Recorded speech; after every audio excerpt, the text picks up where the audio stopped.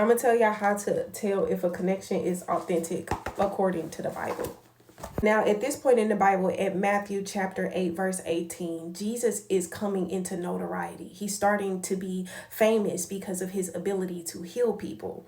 And he's coming so famous that at this point in the Bible, he now has a crowd of people around him. Because he has done the unimaginable, unthinkable. Remember, this is back in a time where it's no physicians, it's no insurance, it's not really doctors, it's Jesus. And so this is amazing to people. He now has fame and people are crowding around him. Matthew chapter 8 verse 18 says, when Jesus saw the crowd around him, he gave orders to cross to the other side of the lake. I want us to pay attention to this part because Jesus has the opportunity to kind of sit and absorb his fame and feed his ego a little bit. But instead of doing that, he separates from them. When he sees people starting to surround him, he gave orders to his disciples, let's get away from her. Jesus does this for a reason. He's doing this to see who is going to follow him. Chapter 19 says, then a teacher of the law came to him and said, teacher, I will follow you wherever you go. Now keep in mind that this teacher of the law is seeing Jesus in glory. He's seeing him elevated and lifted up because a crowd of people are around him. I imagine that they are singing his praises, that they are talking about the amazing things that he's able to do. And the teacher of law is seeing Jesus in this light.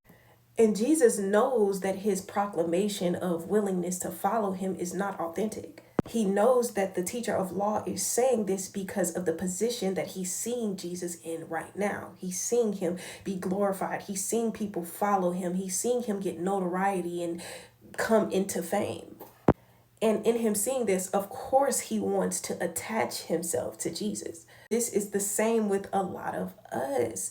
People are seeing you in your highest level. And this is going to be when they want to attach themselves to you, when they make it seem like they're just so willing to be loyal to you and be your friend. But in actuality, they're just seeing you in a high position and wanting to attach themselves to that part. So Jesus basically calls him out in the next verse.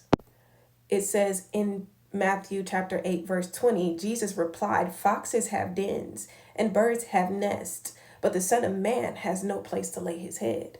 Because the teacher of law is seeing Jesus in this glamorous light, Jesus then exposes him to the reality of following him.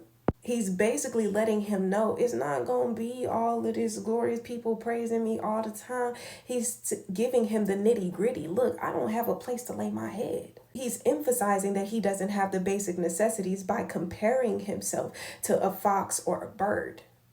He's basically like, even animals of the wild got this and I don't. So this is something that we can take from this as well, is that in order to separate people who authentically want to be connected to you from people who are seeking to get something from you, you first would need to separate from them. And from the people who claim to be willing to follow you into your separation, you'll have to expose to them the reality of being in connection with you. Sometimes that reality is we're short-tempered. Sometimes that reality is we're impatient. Sometimes that reality is we might want things our way. Whatever the authentic experience with you is going to be, you need to expose them to that in order to know if they are there for true reasons or not. So I noticed that after verse 19 in chapter 8, that this teacher of law is never mentioned again.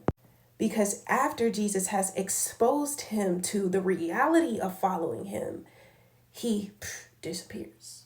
We should follow this example as human beings in just first separating ourselves from the hubbub and all the glory and all the fame and notoriety and everything like that. Separate yourself from that. See who is willing to follow you away from the good things, away from the glorious glamorousness, and then expose them to the reality of being connected to you, not just the good things, but everything that comes with you, just like Jesus did to the teacher of law. So that's pretty much all I got for y'all, really, is this is how you test to see if people are authentic in your life.